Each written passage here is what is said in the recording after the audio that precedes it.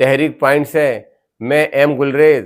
ناظرین، علی گڑھ مسلم یونیورسٹی کے بانی مبانی سر سید احمد خان کا انتقال 27 مارچ 1898 میں رات 10 بجے دتاولی کے رئیس محمد اسماعیل خان کی کوٹھی پر ہوا تھا، جو پان والی کوٹھی کے نزدیک ہے۔ اس وقت سر سید احمد خان کی عمر 81 برس تھی۔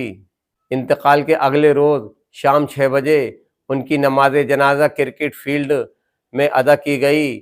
اس کے بعد ان کے سوگواران نے علی گڑھ مسلم یونیورسٹی کی جامع مسجد کے احاطے میں ان کے جسد خاکی کو سپرد خاک کر دیا تھا۔ ناظرین، ہم آپ کی جانکاری میں مزید یہ بھی اضافہ کر دیں کہ سر سید کی میت کو خواجہ محمد یوسف نے خود اپنے ہاتھوں سے غسل دیا تھا اور ان کی نماز جنازہ مولوی عبداللہ انصاری نے پڑھائی تھی۔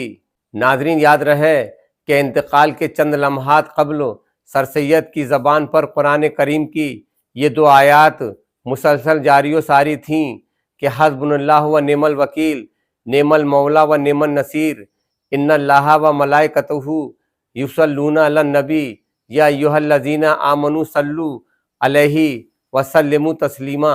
ناظرین، اگر آپ ہمارے تحریک پوائنٹ چینل پر نئے ہیں تو اسے سبسکرائب کریں، شیئر کریں اور ساتھ ہی اپنی قیمتی مشوروں سے ہمیں نوازیں۔